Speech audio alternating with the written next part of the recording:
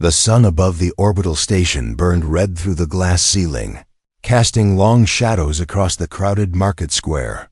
Different alien species moved through the streets, tall insectoids, scaled traders, floating beings in metal shells. All busy, all noisy, but among them was one who moved quietly, a small alien girl named Tale. She had soft blue skin, short horns on her head, and large silver eyes filled with worry. Her thin arms hugged a wooden tray close to her chest. On it were glowing data crystals she had carved herself, small, beautiful, and almost perfect. She took a deep breath and stepped into the crowd, whispering, "Fresh data crystals, very cheap ... Please just take a look." No one listened. They pushed past her like she was nothing. A tall trader nearly knocked her over with his tail. Another stepped on the edge of her tray.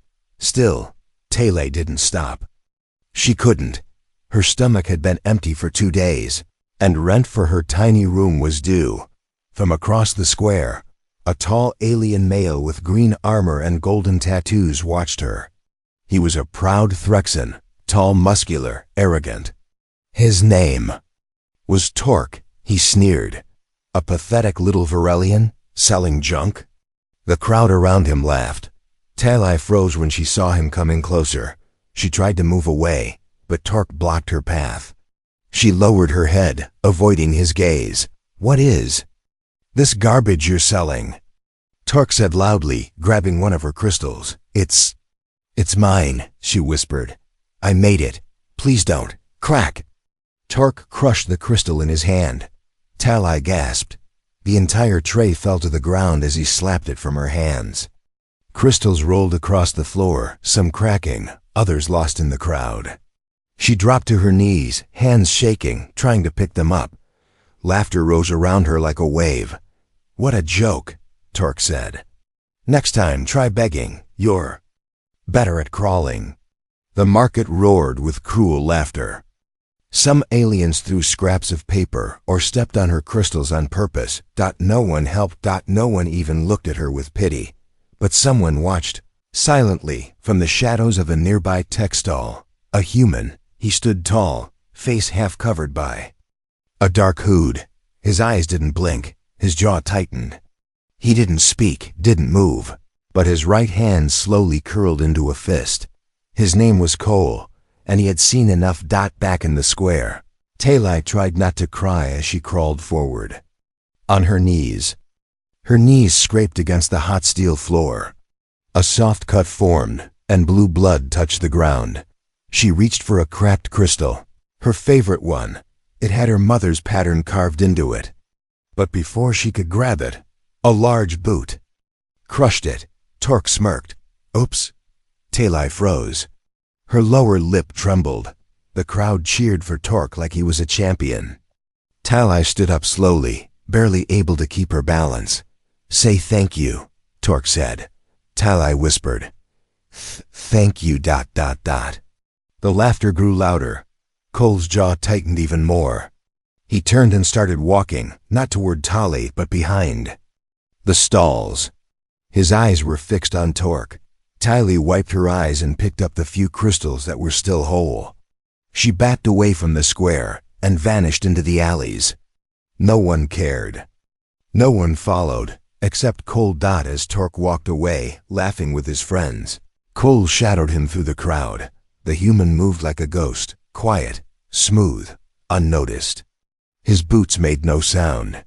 His face stayed blank, but his eyes burned with fire. Torque turned into a back alley, looking into a small mirror to admire himself. "Weaklings like her should be grateful we let them live," he muttered. Then he heard a quiet voice behind him. "She's not a weakling, you are." Torque turned. Cole stood there, calm, still, but dangerous. Torque laughed. "Oh, another little hero?" Cole didn't answer. He took a step closer, and another. Torque reached for his plasma knife, but before his hand even touched the hilt, Cole grabbed his wrist and twisted. There was a soft crack, followed by a scream. Cole leaned in and whispered, "Touch her again, and I'll remind this station what a human can do." Torque collapsed, shaking, clutching his arm. Cole turned and walked away, back in her small metal room. Tali sat on the floor, hugging her knees. Her eyes were red from crying. She thought she was alone. Then, click, she heard something at the door. A package. She opened it slowly. Inside was her favorite crystal, perfectly fixed. And a small folded note. One word was written on it: watched. She stared at it, breath caught in her throat. Outside, in the shadows, Cole stood on a rooftop, watching her small light turn off for the night. His voice was a whisper in the wind. She won't suffer alone anymore. The next morning, the orbital station buzzed with life. Ships came and went, merchants shouted their prices, and the crowd had already forgotten the little blue girl. They laughed at the day before, but one alien hadn't forgotten. Torque sat in the corner of a medic chamber, his arm wrapped in a glowing cast. His pride was hurt more than his body. The shame of being handled by a human, quietly, brutally, haunted him. He hadn't told anyone who had done it. Fear kept his mouth shut. Still, rage boiled inside him. He swore he would find that girl again. Next time, no one would save her. Far across the station, in a quiet area near the heat vents, Tali sat in her tiny room. She held the crystal in her hands, the one that had been shattered yesterday, now perfectly whole. Her fingers ran over the smooth carvings. She didn't know how it had been fixed. She didn't know who had left it. But the note still sat beside her. Watched, she whispered to herself. Watched by who? The silence in the room gave no answers. She tucked the crystal into her satchel and went out, hoping to sell the few that had survived. Unknown to her, a hidden lens on the wall blinked to life. And in a ship parked quietly above the station's hangar, Cole watched her through the screen. Going out again, he muttered. His voice activated the ship's AI, which replied, "Shall I follow her movement?" "No," Cole said. "I'll do it myself." Back in the market, Tali stood at a less crowded corner, far from yesterday's pain. Her small hands held the tray tighter this time. She avoided everyone's eyes, but trouble always finds the weak. A group of young alien thugs, smaller than Torque, but just as cruel, spotted her. They nudged each other and walked over. One of them leaned close. "You again? Didn't you learn your place?" "I just want to sell these," she said softly. Another thug grabbed one of her crystals and pretended to examine it. "Wow, this one's nice. I think I'll keep it." "Please, that's crack." He dropped it on the floor and stomped on it. Tali froze. She felt like crying again, but something had changed in her. She didn't beg this time. She simply bent down, picked up the broken pieces, and held them close. The thugs laughed and walked away, but they didn't walk far. Just around the corner, one of them slipped, hard. Then another screamed. A third suddenly flew back, smashing into a metal crate. The last one looked up and saw him. Cole. He stood tall, one hand holding a metal pipe, the other loose by his side. His eyes were cold, not angry, not emotional, just focused. "Go home," he said. The thug turned and ran. Cole didn't chase. He looked back toward the market, but Tali was already gone. She hadn't seen what happened. Or so he thought. That evening, as the lights dimmed and the station moved into night mode, Tali walked back to her room slowly. Her satchel was lighter. She had managed to sell only one crystal, but something was different. As she entered her room, she noticed something new on the wall. A mark. It was small, just a triangle carved with perfect precision. She stepped closer. Below it, scratched faintly into the wall, were 3 more words: "Still watching. Safe." Her heart raced. She didn't know if she should be afraid or comforted. Whoever it was, they weren't hurting her. They were protecting her. That same night, inside the station's dark metal tunnels, Torque walked with 3 thugs, older and more dangerous than the ones before. "I want her terrified," Torque said. "And this time, no one stops us. They carried weapons, stun rods, muscle injectors, and neural pain sticks. All illegal. All deadly. She screamed for mercy. One of them laughed, but as they turned into the path leading to Tylai's room, the hallway lights blinked. Then everything went dark. One thug cursed. "Station glitch?" "No," Torque said, stopping. A red light blinked ahead, small, but growing. It wasn't a station light. It was a targeting. Before they could react, a net of crackling energy dropped from the ceiling, slamming into two of the thugs. They screamed and convulsed, falling instantly. The third one raised his weapon, but a boot hit his face before he could aim. Torque backed away, breathing fast. Then he saw him again. The human, standing in the hallway, no armor, no weapon drawn. Just eyes glowing with warning. "I gave you one chance," Cole said coldly. "This is your last." Torque raised his hands. What do you want?" Cole walked closer. "I want you," he said slowly, "to leave her alone, forever. Or, next time, it won't be your arm I break." Torque nodded, shaking, terrified. Cole vanished into the shadows. The next morning, Tylai opened her door to find a small pouch hanging from the handle. Inside were her broken crystals, repaired. And a note. This time, it said more. "You're not alone anymore, and you never were." She smiled.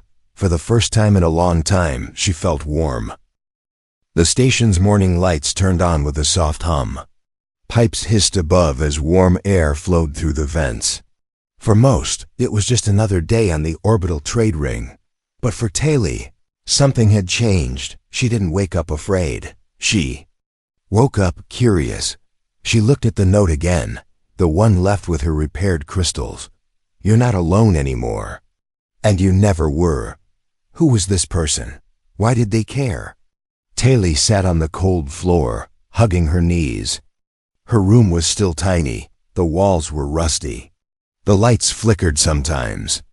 But it felt less lonely now, like someone invisible had lit a small fire in the corner of her heart. Still, she couldn't let herself hope too much. She had done that once before, a year ago. Tylai's world had ended. Her parents, simple transport workers from the Varelian species, had been stopped at a checkpoint, accused of carrying illegal tech. It was a lie. Everyone knew it. But poor aliens with no connections don't get trials. They were arrested, their ship taken, and they were sold to a private labor colony. Tylai, just 14 at the time, had been left behind. She remembered running after the security craft, screaming their names. She remembered the doors closing. No one stopped. No one cared. Kind old station cleaner let her sleep in a tool closet for the first few nights. After that, she learned to survive, quiet, invisible, forgettable.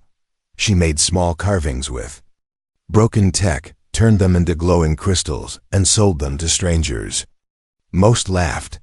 Some bought, but she never begged.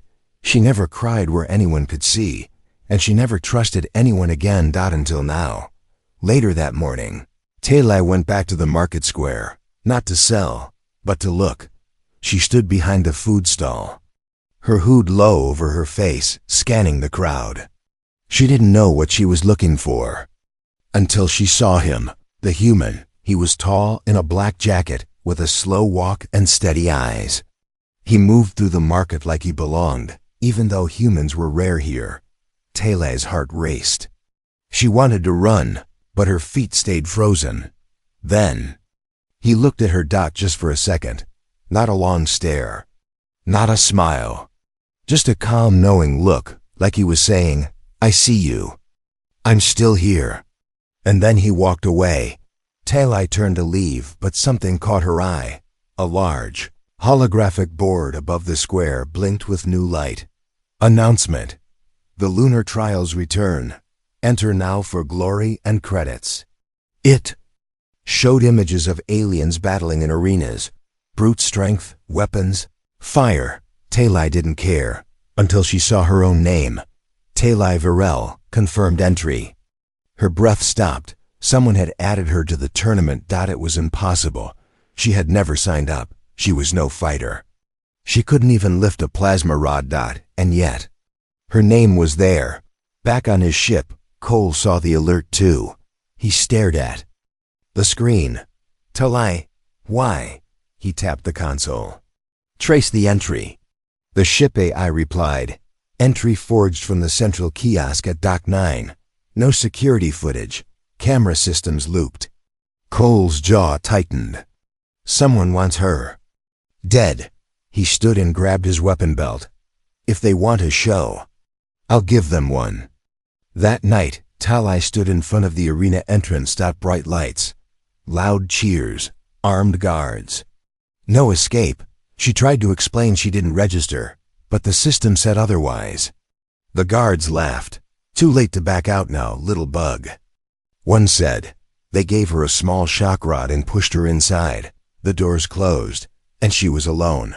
The arena was round, metal, and loud. Aliens from every species sat in the stands, cheering for violence. Talai stood in the center, shaking. Across from her, a massive creature entered, 7 feet tall, armor-plated, eyes like red fire. The announcer shouted, Talai Varel versus Grak the Bone Eater. The crowd roared. Talai could barely breathe. Grak stomped forward, grinning. Easy meal. She backed away slowly, holding the rod like a twig. Her hands trembled, then click, her earpiece beeped. She hadn't known she was wearing one. A voice spoke in her ear. Calm, steady, familiar. Don't run. Turn left, now. She obeyed without thinking. Grak's heavy fist smashed the air. Where she just stood. Again. Roll, right. She moved. Barely dodged. Hit his leg joint. Fast. She struck. The rod sparked. Grak screamed, stumbling. I gasped. Good, the voice said. You're doing better than you think. Her hands still shook, but something changed in her eyes. She wasn't helpless, not anymore. Outside, on a nearby rooftop, Cole spoke into his comlink, watching the arena through a hacked feed. He didn't smile. He didn't cheer. He just whispered. Let's see who you really are, Talai. Asterisk metal walls rose high around the arena, shining under bright lights. Smoke hissed through hidden vents. The crowd above screamed for blood. Shaking the dome with their voices. In the center of it all stood Talai, small, trembling, but not running. Her hands were scraped, her knees bruised, and her simple clothes were stained from dust and fear.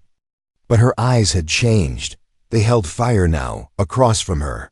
The giant creature Grak snarled, angry that a tiny girl had shocked him in front of everyone. He flexed his claws and roared, shaking the floor. Talai tightened her grip on the weak shock. Rod. Then, the voice returned. Stay sharp. He's angry, not smart. Use that. It was Cole again, watching from somewhere she couldn't see, guiding her like a ghost in her ear. Grak charged like a beast. Talai waited. Too long. The monster's arm crashed down beside her. Missing. By inches, she tumbled away, landing hard. Too slow, Cole said. Breathe. Watch his legs. Talai rolled onto her feet just as Grak lunged again. This time, she ducked and slid between his legs. As she passed, she jabbed the shock rod at the back of his knee joint, the only part not protected by armor. ZZDT. Grak howled in pain and crashed to the ground. The crowd gasped. Talai stood, panting, still holding the sparking rod. She had never fought before, but she was learning fast, and someone out there believed in her. Back in the viewing control room above the arena, a group of wealthy aliens sat in a glass chamber, watching. One of them, a merchant named Vorn, leaned forward. She's not supposed to be doing this well. Another nodded. I heard she was added as a joke, a fake registration. A third narrowed his eyes. Maybe someone's helping her. They all looked to the screens. Then one pressed a button and whispered into a private comm. Activate the next round. Early, and bring in the hunter. Down below, Grak lay unconscious, body twitching from the shocks. Talay looked up, expecting the gates to open so she could leave, but they didn't. Instead, a siren wailed. A red light blinked across the arena. The announcer's voice boomed, louder and darker than before. Surprise round. Let's see what the weakling does against a real killer. A new gate hissed open, and from the shadows stepped something different. Not a brute, not a beast, but a professional. Tall, lean, armored in dark gear, and completely silent.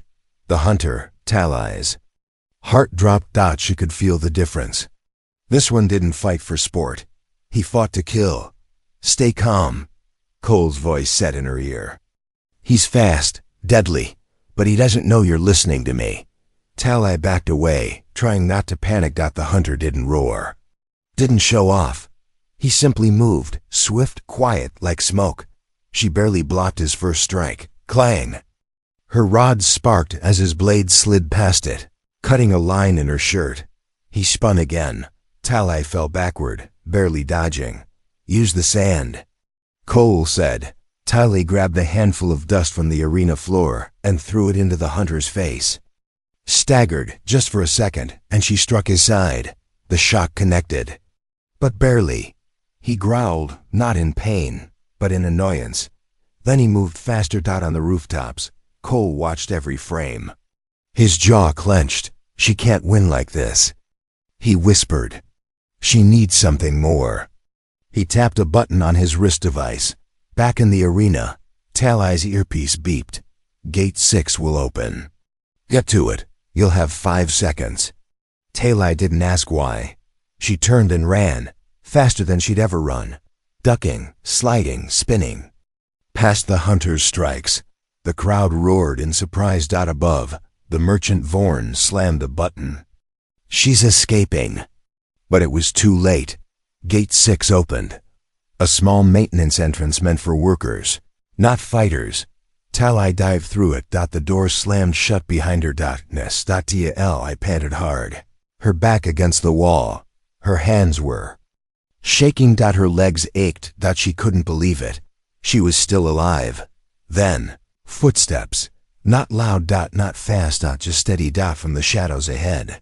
A figure emerged. Not the hunter, not a guard. A human. Cole. She stared at him in shock, her voice barely a whisper. It's you, he nodded. You did better than I hoped. Why? She asked. Why are you helping me? Cole looked at her, not with pity, but with respect. Because you remind me of someone who never got a second chance. He pulled a device from his coat and handed it to her. Take this. It holds every name connected to the arena's corruption, including the one who had your parents taken. Talay's breath caught. My parents? They're not dead, Cole said, but they won't be alive much longer if we don't move. Just then, a siren wailed again. An alarm blared through the hallway.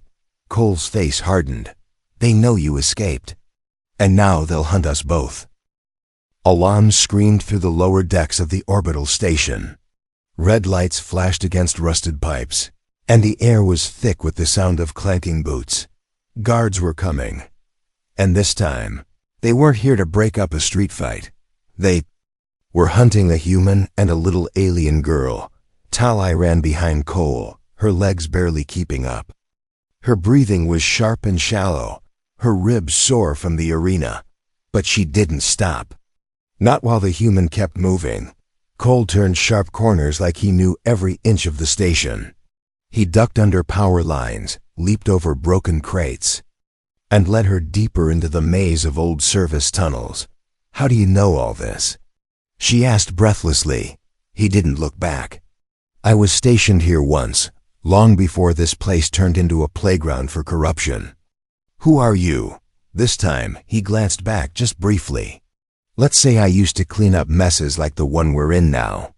Talay blinked. That didn't answer anything. But also, it said enough. They reached a small maintenance room. Cole slammed the door behind them and sealed it with a portable lock. The humming outside grew louder, soldiers moving closer. Cole tapped on his wrist device. A holoscreen appeared, showing the station's map. Talai stepped forward, still holding the small data device he had given her earlier. "My parents," she whispered. "You said they're still alive," Cole nodded. "They were sent to a mining colony, illegal, hidden under layers of fake trade logs. Can we save them?" "That's the plan." Suddenly, the door shook. Bang! They were found, Cole didn't. Panic, he calmly handed Talai a metal ring, small, silver, and glowing faintly. "What's this?" she asked. "A signal beacon. You're going to wear it." "Why?" "Because I'm going to walk out there, alone, and give them a show they won't forget." Talai's eyes widened. "You'll be arrested." "Or worse." Cole smiled, not kindly, but like a man who had seen death and walked away from it. They've forgotten what a human can do. It's time they remember. Boom. The door blasted open. Guards in heavy armor rushed in, but stopped the moment they saw him.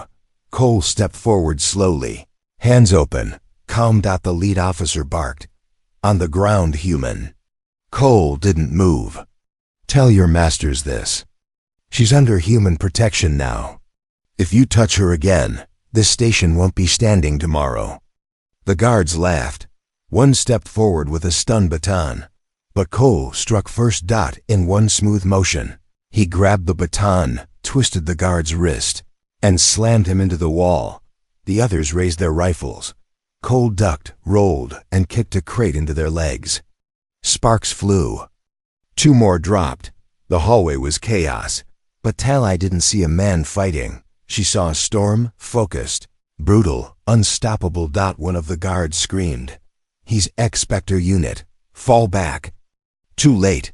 Cole disarmed the last one, dropped him to the floor, then turned calmly toward the hallway. More footsteps echoed from the far end. Too many. Cole hit a button on his belt.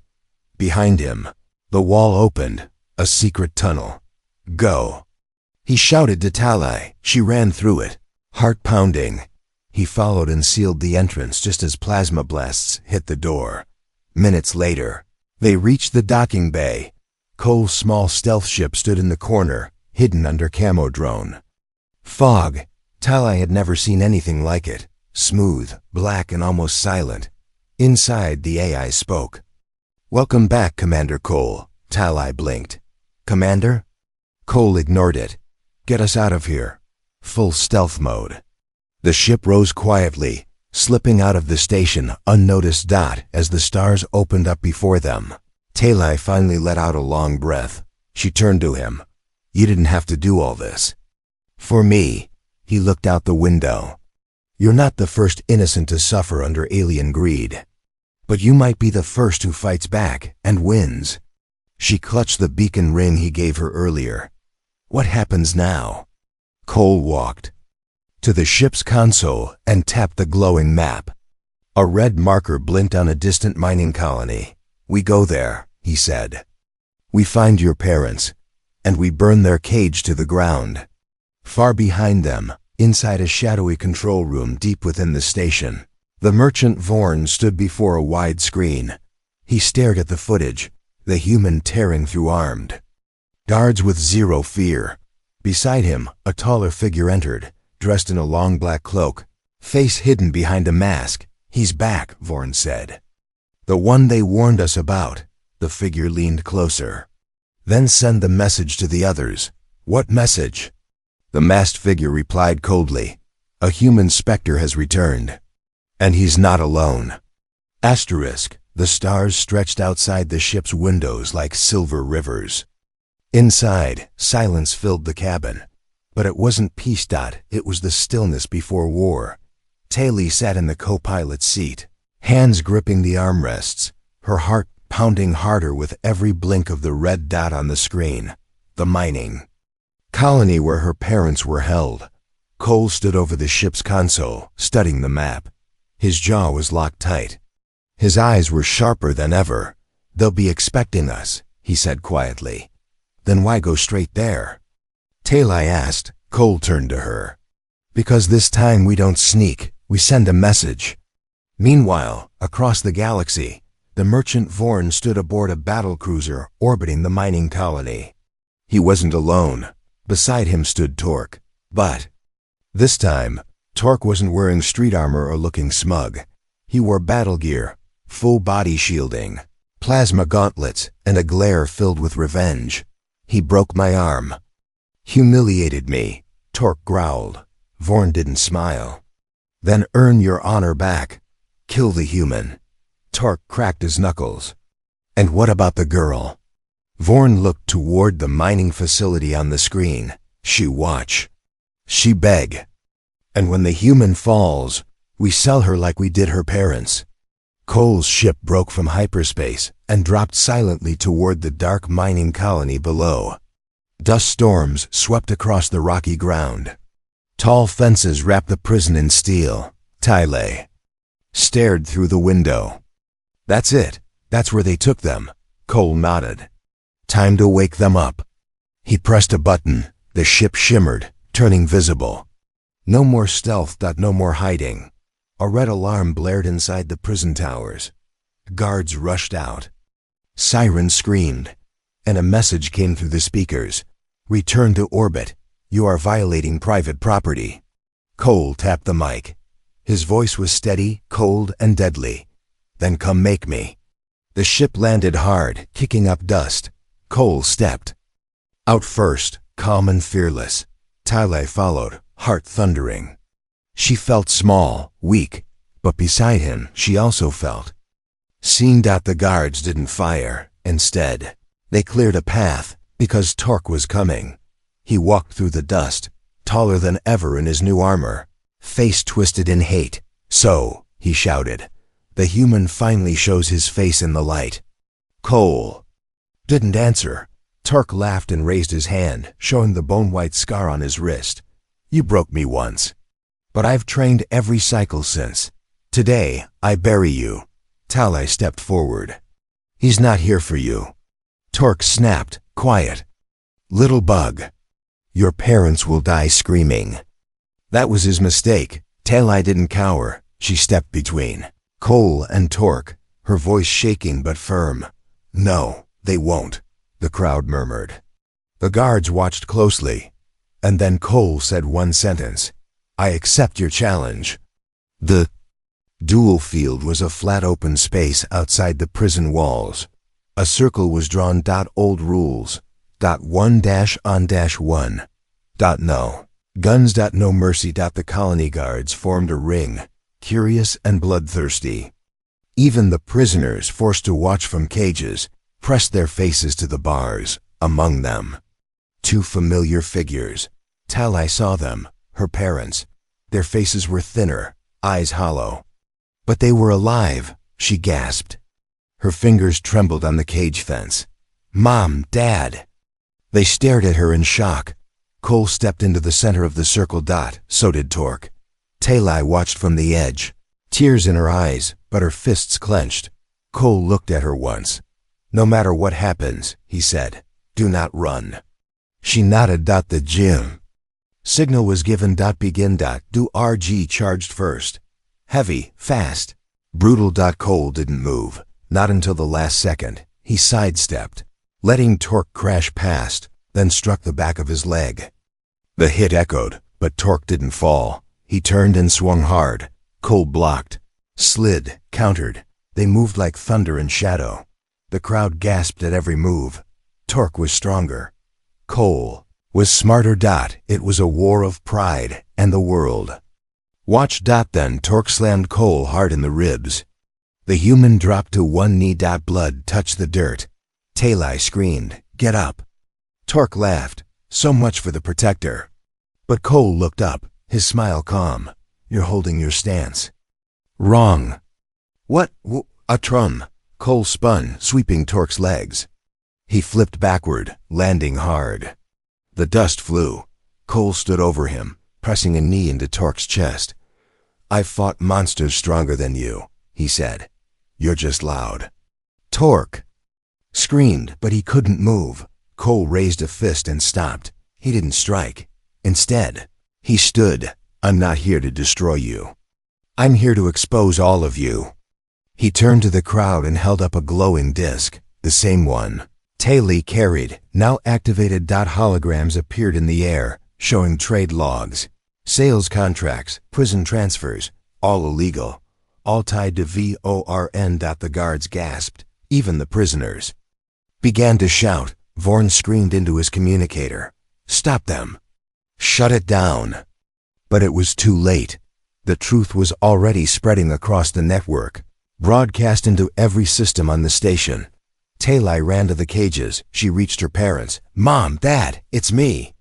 Their hands reached out, touching hers through the bars. Her mother whispered, "We thought we lost you." Taylor looked back at Cole, bloodied, bruised but standing tall. She turned to her parents. "No," she said, "you found me. And now we're going home." Smoke drifted across the broken field as the duel ended. Cole stood tall, blood dripping from his lip, his shirt torn at the shoulder, but his eyes were sharp, like steel catching light. Around him, the crowd of guards and merchants stared in silence. The holograms were still hovering above, glowing records of crimes, slavery, and lies. No one dared speak. And standing just outside the circle was Tali, her hands still gripping the bars of her parents' cage.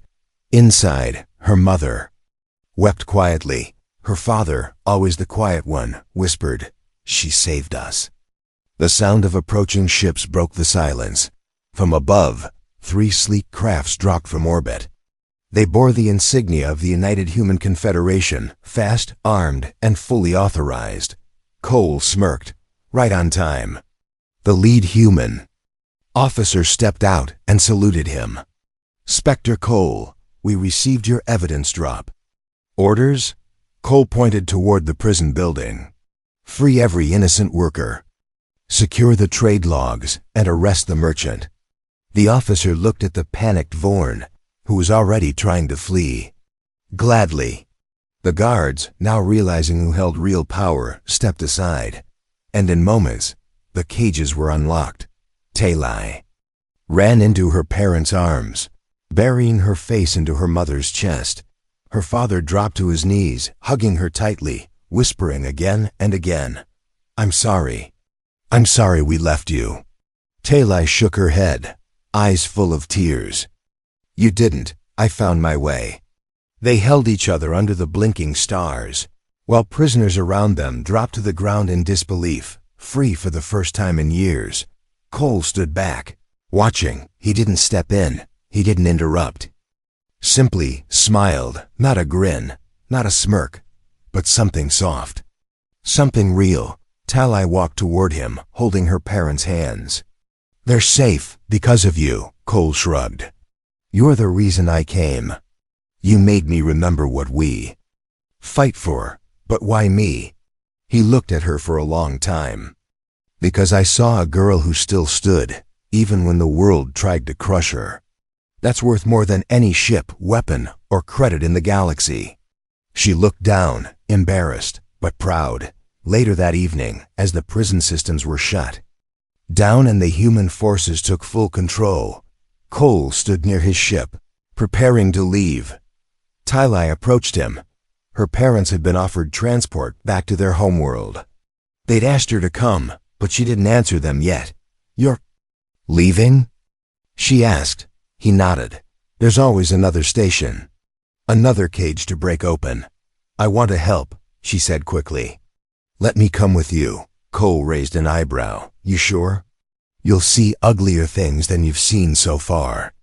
"I've already seen worse. I survived it. And I don't want anyone else to go through what I did." He studied her again.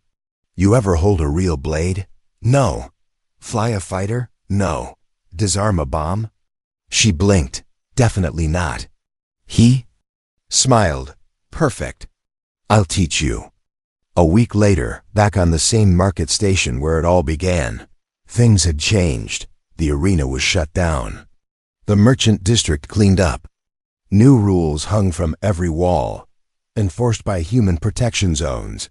And in the heart of the market, a small table stood once more, crystals, beautifully carved, now glowing with sharper light. A little sign beside them said, "Crafted by Tali, a survivor's hands." People stopped, not to mock, not to laugh. They paid. And they listened, because Tali was no longer just a small, forgettable girl. She was the girl who had been protected by a human, and had now become something even greater. Far above, on a rooftop, Cole watched from a distance, leaning against a vent pipe, arms crossed. Another man joined him, an old human officer. "She's not the same girl, is she?" the man asked. Cole didn't look away. "She's better." "Think she's ready?" She was ready the moment she stood up alone in that arena. The officer handed him a small metal badge, the mark of the Spectre program. "You sure about this?" Cole turned, tossed it into the air, and watched Tali catch it below. Her eyes widened. She looked up, but he was already gone. Months later, across a distant galaxy, a pirate ship tried to seize a colony freighter. The pirate's leader laughed as he boarded. But when he reached the cargo bay, the freighter's lights flickered, and a figure stood, alone. Small. Blue. Skin. Silver. Eyed. Holding a glowing rod. "I suggest you leave," she said softly.